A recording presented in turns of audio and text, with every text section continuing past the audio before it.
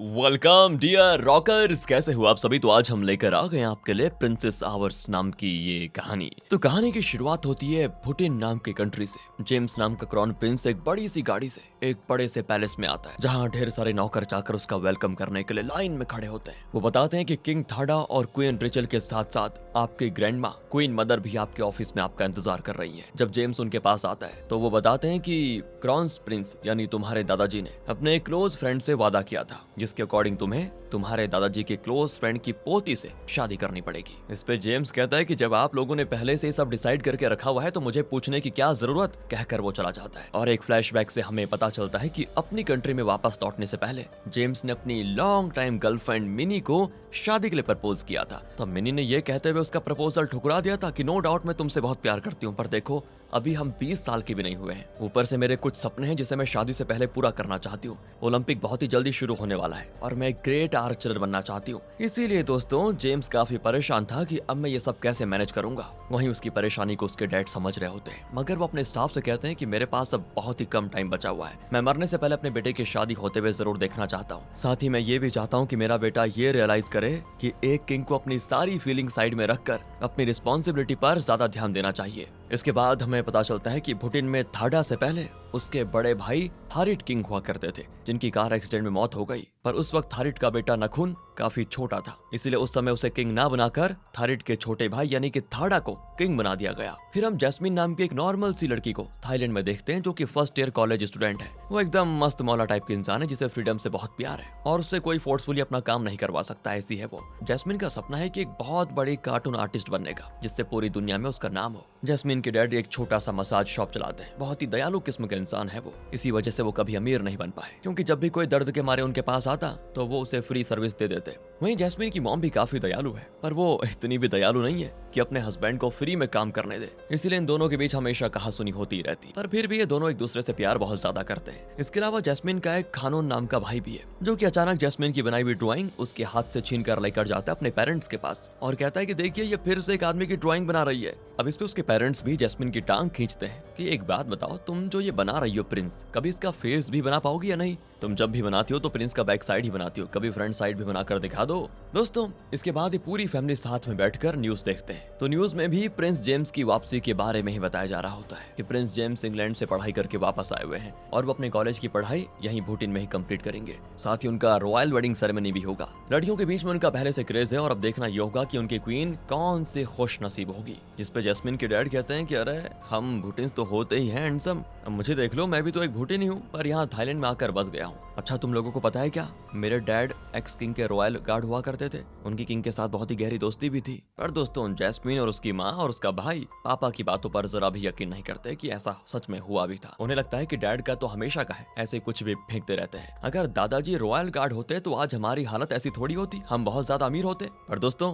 वो बिल्कुल सही कह रहा था, क्योंकि दूसरी तरफ हम एक स्टाफ को देखते हैं जो कि किंग को बता रहा होता है कि एक्स किंग के रॉयल गार्ड का जो बेटा था वो अपनी पसंद की लड़की से शादी करने के लिए घर से भाग गया था और अब वो एक मसाज शॉप चलाता है। उसकी बेटी हमारे प्रिंस की उम्र की है, पर एक बात है कि गार्ड के बेटे ने भागने के बाद अपने डैड का सरनेम यूज नहीं किया। अगर आप चाहें तो वादा तोड़ भी सकते हैं। दोस्तों पता है किस वादे की बात हो रही है? वही जो प्रिंस के दादा ने अपने दोस्त के साथ की थी। उन्होंने दोस्त को कहा था ना कि तेरी पोती और मेरा पोता दोनों शादी करेंगे, उसी वादे की बात हो रही है। और आप ये भी समझ गए होंगे दोस्तों कि वो जो दादाजी का दोस्त था वो दोस्त जैस्मिन के ही दादा थे और जैस्मिन ही वो लड़की है जिससे प्रिंस की शादी की बात करी थी उन्होंने। यहाँ से अगले दिन की बात है। जैस्मिन जिस कॉलेज में पढ़ती है उसी कॉलेज में जेम्स भी आ जाता है, क्योंकि उसी कॉलेज में जेम्स के पुराने दोस्त पढ़ रहे होते हैं, इसलिए जेम्स ने इस कॉलेज को चुना था। पर जैसे कॉलेज की लड़कियां अपने कॉलेज में जेम्स को देखती हैं तो वो तो खुशी के मारे पागल हो जाती है, सभी उसके आगे पीछे मंडराने लगती है। पर जैस्मिन को प्रिंस से कोई फर्क नहीं पड़ता, क्योंकि वो खुद अपने आप को एक डैडी की प्रिंसेस समझती है। वो तो उठ के प्रिंस को देखने तक नहीं जाती, मगर उसकी फ्रेंड टीना भागते हुए आती है। उसने तो प्रिंस का वीडियो भी बना लिया था। अब वो मीना और सिना के साथ साथ जैस्मिन को भी वो वीडियो दिखाती है, मगर जैस्मिन तो अपने प्रिंस की बैक साइड की ड्राइंग बनाने में इतनी बिजी होती है कि रियल प्रिंस का चेहरा तक नहीं देखती। तब टीना उन लोगों को बताती है कि देखो ये किम है, एक मिलियनेयर का बेटा, ये चैट है, इसके डैड एक बहुत बड़ी मोबाइल नेटवर्क के मालिक है, और ये अर्थ है, इसके डैड भी हाई सोसाइटी के पार्ट है। हमें तो पता ही नहीं था अब तक कि किम, चैट और अर्थ प्रिंस जेम्स के बचपन के दोस्त रह चुके हैं। खैर इन्हें छोड़ो, हमारा जो प्रिंस है ना वो ट्विटर पे टॉप 10 हैंडसम में आता है, तो क्यों ना जैस्मिन तुम एक काम करो, अपनी ड्राइंग वाले प्रिंस को प्रिंस जेम्स की शक्ल दे दो, दिखने में बहुत अच्छा लगेगा। पर जैस्मिन जैस्मिन कहती कि तुम्हारा रियल प्रिंस मेरी फैंटेसी वाले प्रिंस के पैर की जूती भी नहीं है। ये सुनकर सीना के मुंह में जो पानी था वो जैस्मिन के फेस पे ही निकल जाता है, जिससे जैस्मिन को आता है बहुत गुस्सा और वो कहती है अच्छा तो तुमने ये जानबूझकर किया ना, क्योंकि मैंने प्रिंस जेम्स की बढ़ाई नहीं की इसीलिए। और फिर वो उन तीनों से बदला लेने के लिए उनको दौड़ाती है, तो ये तीनों जाकर वॉशरूम में छिप जाती है। पर जैस्मिन वॉशरूम में भी जाती है और हर वॉशरूम को खोल खोल कर अपनी फ्रेंड्स को ढूंढती है, पर सारे वॉशरूम खाली होते हैं। फिर एक वॉशरूम में उसे किसी के होने का एहसास होता है, तो वो वॉशरूम का दरवाजा खोलती है और अपने मुंह से पानी सामने वाले के फेस पे उगल देती है। और उसके बाद उसे अपनी गलती का एहसास होता है, क्योंकि ये तो प्रिंस जेम्स है। जैस्मिन भी बाहर आ जाती है और ये नजारा देखकर उसकी हालत खराब। भला प्रिंस के फेस पे पानी उगालना कोई छोटी बात थोड़ी है। अब वो सारे डर के मारे वहां से भाग जाती है। फिर जैस्मिन भी किसी तरह वहां से निकलना तो चाहती है, पर प्रिंस जेम्स उस पर गुस्सा हो जाता है और कहता है कि आज से पहले मेरे साथ ऐसी घटिया हरकत करने की किसी की हिम्मत नहीं हुई। तुमने जो किया ना वो अच्छा नहीं है और आगे से मुझसे दूर ही रहना, वरना तुम्हारा वो हाल करूंगा जो तुम अपने बुरे सपने में भी नहीं सोच सकती। फिर वो अपना जैकेट उतारकर जैस्मिन पे फेंक देता है, क्योंकि जैकेट भी पानी से थोड़ी भीग गई थी। इतने में जेम्स के फ्रेंड्स भी वहां पर आ जाते हैं। वो पूछने लगते हैं कि भाई क्या हो गया, पर जेम्स उन्हें कुछ नहीं बताता, बस वहां से जाने लगता है। मगर कुछ देर में उसको रियलाइज होता है कि मेरा फोन तो मेरी जैकेट में रह गया, इसीलिए वो अपना फोन वापस लेने जाता है तो देखता है कि मिनी का कॉल आया हुआ है, जिसे जैस्मिन ने रिसीव भी कर लिया। जैस्मिन तो चुप है, मगर मिनी उधर से बोली जा रही है, जिससे जैस्मिन को इतना तो समझ आ जाता है कि प्रिंस जेम्स सिंगल नहीं है, उसकी गर्लफ्रेंड है। फिर जेम्स अपना फोन जैस्मिन से छीनकर तुरंत ही कॉल कट कर देता है। अब यहाँ से दोस्तों स्कूल खत्म होने के बाद जब जैस्मिन अपनी साइकिल से घर जा रही होती है, तो जेम्स उसका रास्ता रोक लेता है और कहता है कि तुम्हें मेरा सीक्रेट पता तो चल गया, लेकिन अगर तुमने इस बारे में किसी को कुछ भी कहा तो अगेन अंजाम बहुत बुरा होगा, पहले बता रहा हूँ। अगले दिन की बात है दोस्तों, जैस्मिन अपने घर के ग्लास डोर को साफ करते करते उस पे अपने फैंटेसी वाले प्रिंस की ड्राइंग बना रही होती है। फिर वो अपने प्रिंस से बातें करने लगती है कि तुम असल में कैसे दिखते होंगे, मैं तुम्हें कैसा फेस दूं वगैरह वगैरह, पर हाँ तुम जैसे भी दिखना मगर उस अकड़ू जेम्स की तरह बिल्कुल मत दिखना। यही सब कहते कहते वो प्रिंस को किस करने लगती है और जब अपनी आंखें खोलती है तो देखती है रियल प्रिंस जेम्स उसके सामने खड़ा है और वो उसकी ये सब नौटंकी चुपचाप देख रहा था, जिससे जैस्मिन हो जाती है शर्मिंदा और तुरंत ही अपनी ड्राइंग मिटा देती है। तब जेम्स कहता है कि तुम यहाँ काम क्या करती हो, जरा अपने बॉस को बुलाना। तो जैस्मिन इस पर चिढ़ जाती है और कहती है एक्सक्यूज मी, वो मेरे डैड है, मैं कोई काम करने वाली दिखती हूँ क्या।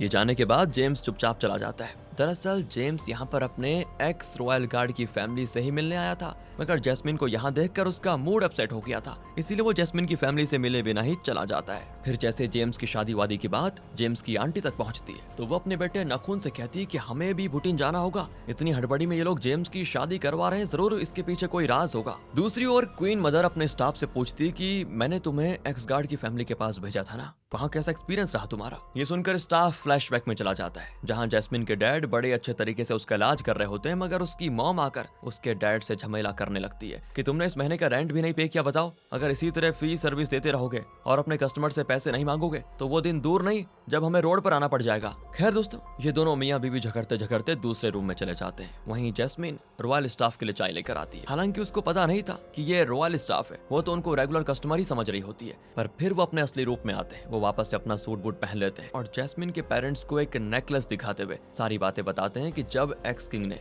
एक्स रॉयल गार्ड से वादा किया था तब इस तरह की 2 नेकलेस उन्होंने बनवाई थी, एक उन्होंने अपने पास रखा था और दूसरा एक्स गार्ड को दे दिया था अपने वादे की निशानी के तौर पर। अब ये जानकर जैस्मिन के पेरेंट्स तो काफी शॉक्ड हो जाते हैं, पर साथ ही वो काफी खुश भी हैं कि उनकी बेटी की लाइफ सुधरने के चांसेस हैं अभी भी, इसलिए वो झूठ कह देते हैं कि हाँ ये नेकलेस ना हमारे पास है, हमारे डैड ने ये हमारी जैस्मिन के जन्म के वक्त दिया था, जिसे हमने बैंक के लॉकर में रखवाया हुआ है। इसके बाद रॉयल स्टाफ कहता है कि ठीक है आप उसे लॉकर से निकाल कर रख दीजिए, मैं 2-3 दिन में वापस आता हूँ। अब ये जानकर क्वीन मदर को लगता है कि जैस्मिन और उसकी फैमिली बिल्कुल सीधे साधे लोग हैं। इधर अब जैस्मिन के घर पर बिल्कुल हलचल मची हुई है, उन्हें याद ही नहीं आता कि असल में वो नेकलेस कहाँ पर है। काफी मेडिटेशन करने के बाद जैस्मिन के डैड को याद आ जाता है कि जब जैस्मिन छोटी थी तो वो हमेशा वो नेकलेस पहन कर रखती थी, मगर उसे पहनने से जैस्मिन को बुरे सपने आते थे फेसलेस प्रिंस के, जिसकी वजह से उन्होंने वो नेकलेस जैस्मिन के गले से उतार कर ऐसे ही घर के छप्पर पे डाल दिया था। जैस्मिन के डैड चढ़ जाते हैं छप्पर पे और काफी ढूंढने के बाद फाइनली वो नेकलेस मिल भी जाता है। फिर 3 दिनों के बाद जब जैस्मिन कॉलेज से निकल रही होती है अपने घर से दरवाजे पे, तो उसे रॉयल स्टाफ मिल जाता है। वो कहता है कि अच्छा तो आपने अपना सामान भी पैक कर लिया। मिन कहती जी मैं कुछ समझी नहीं।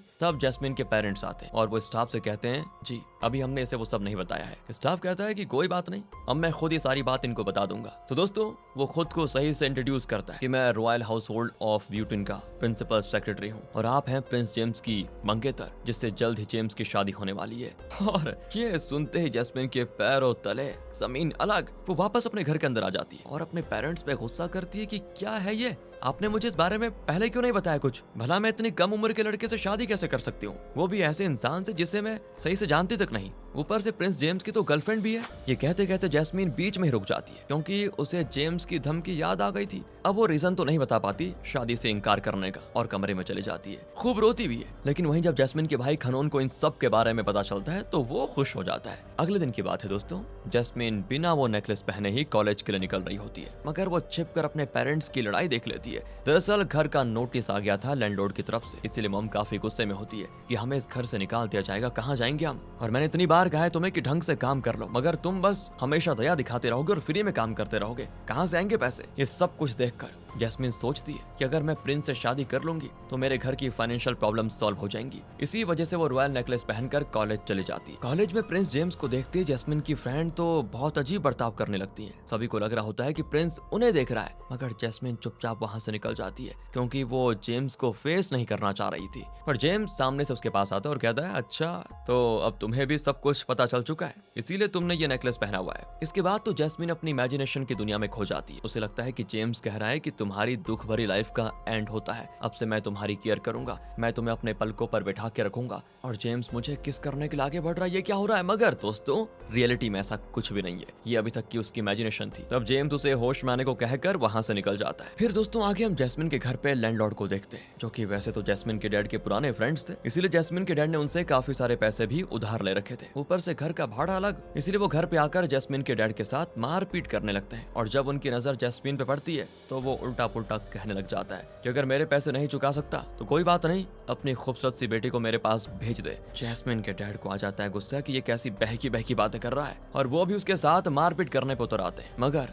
लैंडलॉर्ड अपने साथ 2 बाउंसर भी लेकर आया था, वो सभी मिलकर जैस्मिन के डैड को पीटने लगते हैं। हालांकि जैस्मिन का भाई खनून उन्हें बचाने के लिए आ तो जाता है, मगर वो खुद सिंगल पसली होने की वजह से कुछ नहीं कर पाता, उल्टा पिट जाता है। तभी वहाँ पर रॉयल स्टाफ 2 गार्ड्स के साथ आता है जिनके पास गन्स भी होते हैं। वो लैंडलॉर्ड से कहते हैं कि खबरदार अगर तुमने इनको दोबारा परेशान किया तो, जैस्मिन हमारे प्रिंस जेम्स की होने वाली पत्नी है और अगर किसी ने भी इनकी फैमिली को परेशान किया तो उसे रॉयल गार्ड्स का सामना करना पड़ेगा। ये देखकर लैंडलॉर्ड और उनके दोनों बाउंसर्स तुरंत ही वहां से भाग खड़े होते हैं। फिर रॉयल स्टाफ जैस्मिन से जानना चाहता है कि क्या तुम शादी के लिए रेडी हो, अगर हाँ तो कल तुम्हें क्वीन से मिलने जाना होगा। इस पे जैस्मिन पूछती है कि अगर मैं शादी के लिए हाँ कर दूं तो क्या मेरी फैमिली को रॉयल सिक्योरिटी मिलेगी, तो रॉयल गार्ड कहता है कि हाँ बिल्कुल, और इससे जैस्मिन उलझन में पड़ जाती है। अगली सुबह जब वो जागती है तो चिप्स खाते हुए डिसाइड करने का फैसला करती है। एक चिप्स खाते खाते कहती है मुझे शादी करनी है, तो दूसरे चिप्स खाते कहती है नहीं मुझे नहीं करनी शादी। पर लास्ट चिप्स में वो रुकती है, तब वो उस चिप्स के 2 टुकड़े कर देती है और कहती है कि लास्ट में ना आया तो मैं शादी नहीं करने वाली। तो वो अपने बिस्तर से उबासी भरते हुए निकलती है और बाहर जाकर कह देती है मॉम डैड मैं उससे शादी नहीं करने वाली।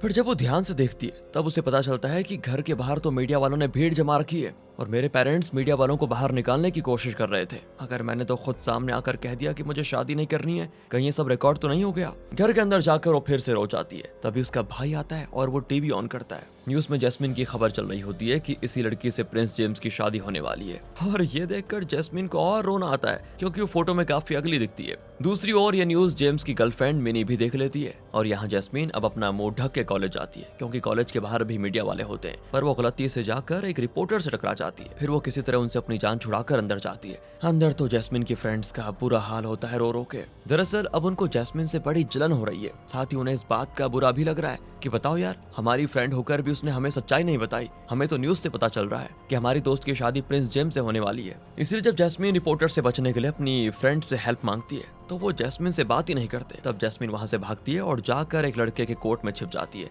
और वो लड़का भी उसको अपने पास छिपा लेता है। और जब अच्छे से सारे रिपोर्टर्स वहां से चले जाते हैं तब जैस्मिन उसको थैंक यू कहती है। साथ ही वो कॉम्प्लीमेंट भी देती है कि तुम्हारी स्किन कितनी अच्छी है, तुम एक्टर हो क्या? तो वो लड़का बताता है कि जी नहीं, मेरा नाम तो नखून है। तो इस तरह दोस्तों जैस्मिन और नखून की पहली मीटिंग काफी अच्छी होती है। दरअसल नखून की मॉम कृष्णा नखून को लेकर यहाँ गई थी और आज ही नखून ने कॉलेज ज्वाइन किया था। वहीं आगे जेम्स मिल जाता है जैस्मिन को और वो कहता है कि आज तुम्हें मेरी मॉम से मिलने जाना था, चलो बैठो कार में। कार से फिर वो उसे रनवे तक लेकर जाता है जहां से ये लोग पुटिन के लिए एयरप्लेन में बैठते हैं। दरअसल वो कंट्री चारों ओर से समुद्र से घिरा हुआ है, इसीलिए वहां तक जाने के लिए एयरप्लेन लेना पड़ता है। मगर ये एयरप्लेन जेम्स का खुद का है दोस्तों, जिससे जैस्मिन को काफी सरप्राइज होता है कि तुम डेली इससे आते जाते हो क्या। इसके बाद तो जैस्मिन सवालों की बौछारी कर देती है और यहाँ से भूटान जाने में कितना टाइम लगता है, क्या वहाँ जाने के बाद हम पैदल ही पैलेस जाएंगे या वहाँ भी हमें लेने के लिए कोई लग्जरी कार आएगी वगैरह वगैरह। अच्छा वो दिखने में कितना सुंदर है, वहाँ घूमने के लिए कोई अच्छी जगह है क्या, और जब तक हम वहाँ नहीं पहुँच जाते तब तक मैं सो सकती हूँ क्या। दोस्तों इस तरह कई सवाल वो करती है, जिससे जेम्स इरिटेट होकर कहता है कि तुम ना रिलैक्स करो, जब हम वहाँ पहुँच जाएंगे तो पता चल जाएगा। फिर वो भी अपने कानों में हेडफोन लगा देता है ताकि जैस्मिन की बकबक उसको सुनाई ना पड़े। इसके बाद जब जैस्मिन पैलेस पहुंचती है तो वहाँ के टेरेस से वो भूटिन को देखती है। उसे ये जगह बहुत ही खूबसूरत लगती है, वो ढेर सारी सेल्फीज लेती है यहाँ पे। तभी क्वीन आती है और वो जैस्मिन से बातचीत करके उसे परखने की कोशिश करती है। मगर जैस्मिन तो स्ट्रेट फॉरवर्ड है, वो कह देती है अगर मैं आपके बेटे से शादी करूंगी तो क्या आप मेरी फैमिली की फाइनेंशियली हेल्प करेंगी। क्वीन कहती है इसका मतलब तो ये हुआ कि तुम मेरे बेटे से प्यार वार नहीं करती, सिर्फ पैसों के लिए कर रही हो शादी। तो जैस्मिन कहती है हम अभी एक हफ्ते पहले तो मिले ही हैं, अगर मैं कहूँ कि मैं प्रिंस से प्यार करती हूँ तो क्या आपको इस बात पे यकीन होगा। नहीं ना, ऊपर से मेरी फैमिली फाइनेंशियली स्ट्रगल कर रही है, इसलिए मैं जानना चाहती हूँ कि क्या आप लोग मेरी फैमिली की मदद कर सकते हैं या नहीं। क्वीन कहती है हाँ मदद तो हम कर ही सकते हैं, पर सुनो शादी से कुछ दिन पहले तुम्हें यहाँ कर रहना होगा ताकि हम तुम्हें क्राउन प्रिंसेस के तौर तरीके सिखा पाए। फिर शादी के बाद तुम जेम्स के साथ चाहे तो अपनी कुछ इंपॉर्टेंट क्लासेस के लिए थाईलैंड जा सकती हो। तुम्हें ज्यादातर यहीं रहकर नेक्स्ट क्वीन बनने की तैयारी करनी होगी। पैलेस में तुम्हारे लिए कई सारे टीचर्स होंगे जो तुम्हें यहाँ की हिस्ट्री और ज्योग्राफी के बारे में पढ़ाएंगे, पर मुझे तुम श्योर नहीं लग रही हो, इसलिए मैं तुम्हें एक और मौका देना चाहती हूँ। अच्छे से सोच विचार कर लो और फिर अपना फैसला लो। अब रात की बात है दोस्तों, जो फिलहाल क्वीन है ना वो अपनी सासू माँ यानी क्वीन मदर से कहती है मुझे तो वो लड़की अपने बेटे के लिए सही नहीं लगी, और तब मदर क्वीन कहती है पर मुझे तो वो बड़ी प्यारी लगी, वो अपनी फैमिली की खातिर अपने ड्रीम्स को सेक्रीफाइस करने को तैयार है। ये सारी बातें प्रिंस जेम्स भी छिप कर सुन रहा होता है। कुछ दिनों के बाद जैस्मिन को अपना घर बार छोड़कर भूटान के लिए निकलना पड़ता है। वहाँ से उसके लिए एक खूबसूरत सा पिंक गाउन भी आया होता है, उसे पहनकर जैस्मिन को जाना है, पर वो काफी नर्वस भी होती है। वो अपनी मॉम से कहती है मॉम मुझे नहीं जाना आप लोगों को छोड़कर, मैं एक दिन के लिए भी अपने घर से अलग नहीं रह सकती, भला मुझे आप लोगों के बिना नींद कैसे आएगी वहाँ। और तब उसकी मॉम उसको समझाती कि देखो बेटा हर लड़की को शादी करके अपने ससुराल तो जाना ही पड़ता है, तुम अगर आज नहीं जाओगी तो एक न एक दिन तो तुम्हें जाना ही पड़ेगा। वैसे तुम्हारी शादी इतने बड़े घर में हो रही है, ये तो तुमने अपने सपने में भी नहीं सोचा होगा, हमें पूरा यकीन है कि तुम वहाँ पर राज करोगी, तुम्हें हमारी कभी कोई कमी महसूस नहीं होगी। तो दोस्तों जैस्मिन और उसका पूरा परिवार काफी इमोशनल हो जाता है और किसी तरह वो जैस्मिन को अलविदा करते हैं। फिर जब जैस्मिन वहाँ पैलेस पहुंचती है तो रॉयल स्टाफ बताते हैं कि अब से नेत्री, दल्हा और एम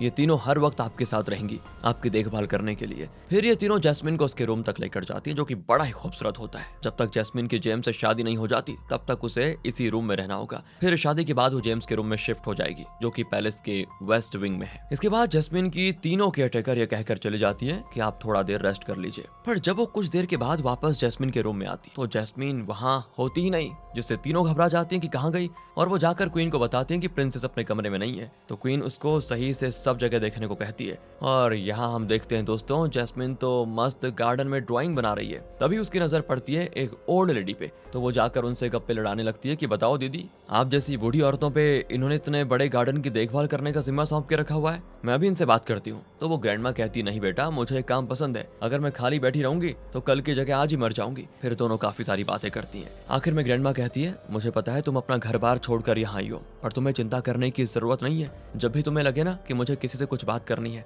कोई सजेशन लेना है, तो मेरे पास आ सकती हो तुम, मुझे बस अपना फ्रेंड समझो। फिर ये दोनों गार्डन से बाहर जाने लगते हैं तो इन्हें क्वीन और जेम्स मिलते हैं। उन्हें देखकर जैस्मिन ग्रैंडमा को अपने पीछे छुपा लेती है और कहती है इन्हें डांटने की जरूरत नहीं है, मैं अपनी मर्जी से अपने रूम से बाहर निकली थी। तब जेम्स ग्रैंडमा से कहता है आप थकी तो नहीं। फिर जाकर जैस्मिन को पता चलता है दोस्तों जिसके साथ वो अभी तक बात कर रही थी वो कोई नॉर्मल लेडी नहीं बल्कि क्वीन मदर है। इसके बाद जेम्स जैस्मिन को रूम में लेने आता है और कहता है कि तुम्हारी मुझसे शादी होने वाली है, इसलिए सबके साथ ढंग से पेश आओ, बिल्कुल एक प्रिंसेस की तरह। जैस्मिन कहती है पर मुझे यहाँ अभी एक भी दिन नहीं हुआ है, मुझे कैसे पता होगा कि प्रिंसेस कैसे रहती है। फिर भी दोस्तों जैस्मिन को ढेर सारे बुक्स देकर पढ़ने के लिए बैठा दिया जाता है, पर वो बुक्स जैस्मिन के लिए स्लीपिंग पिल्स का काम करते हैं। बेचारी को वो इतने बोरिंग लगते हैं कि बार बार नींद आ जाती है। तभी उसके कानों में म्यूजिक की आवाज आती है और वो भागकर म्यूजिक की तरफ चली जाती है। देखती है कि जेम्स वायलिन बजा रहा है, पर वो जैस्मिन के यहाँ पर आने से रुक जाता है और पूछता है कि तुम्हारा तो अभी पढ़ने का टाइम है ना, फिर तुम बाहर क्या कर रही हो। तो जैस्मिन भी कहती है कि तुम्हारे इस बेसुरे म्यूजिक ने मुझे डिस्टर्ब कर दिया। तभी जैस्मिन की केयरटेकर कहती है कि ऐसा कहा जाता है कि म्यूजिक से याद करने की क्षमता बढ़ती है। और जेम्स कहता है कि ज्यादा खुश होने की जरूरत नहीं है, मैं तुम्हारे लिए म्यूजिक नहीं प्ले कर रहा था, जाओ पढ़ाई कर लो। दोस्तों फिर से जैस्मिन को इतनी सारी मोटी मोटी हिस्ट्री की बुक्स पढ़ने के लिए बैठा दिया जाता है। हिस्ट्री के अलावा जैस्मिन को स्पेशल कुकिंग भी सिखाई जाती है जिसमें फ्लावर्स का यूज होता है, लेकिन उसे खाकर जेम्स तो तुरंत ही उगल देता है क्योंकि जाहिर सी बात है जैस्मिन ने वो बहुत ही बेकार बनाया हुआ था। फिर जैस्मिन को डांस क्लासेस दी जाती है और लेडी की तरह चलना भी सिखाया जाता है क्योंकि जैस्मिन तो तूफान की तरह चलती है, इधर उधर कहीं भी गिर पड़ती है। इसके अलावा जैस्मिन को फ्लावर से परफ्यूम बनाना भी सिखाया जाता है। साथ ही ये भी बताया जाता है कि तुम्हें एक खास परफ्यूम बनाना है जो कि तुम्हारे हस्बैंड लाइफ टाइम यूज करेंगे। जैस्मिन कहती है डॉगी की पोटी मिल सकती है क्या, और उसकी केयरटेकर कहती है ऐसी बात नहीं करनी चाहिए, आपको फ्लावर से परफ्यूम बनाना है। कुछ दिनों के बाद दोस्तों शादी की शुभ घड़ी आ जाती है। इस शादी में दुनिया भर के मीडिया वाले आए होते हैं। सारे रॉयल लोगों के साथ जैस्मिन की फैमिली और फ्रेंड्स भी इनवाइट होते हैं। फाइनली इतने अच्छे घर में जैस्मिन की शादी होते होते उसकी फैमिली काफी इमोशनल हो जाती है देखकर। साथ ही आज जैस्मिन लग भी बहुत प्यारी रही है। जैस्मिन के डैड उसे स्टेज तक लेकर जाते हैं और उसके हाथ जेम्स के हाथों में देते हुए कहते हैं मेरी बेटी का ध्यान रखेगा। फिर शादी की बाकी रस्में की जाती है और जब शादी की कुछ शर्तें लेनी होती है तो जेम्स तो आराम से बोल देता है कि मैं हमेशा लॉयल रहूंगा वगैरह वगैरह।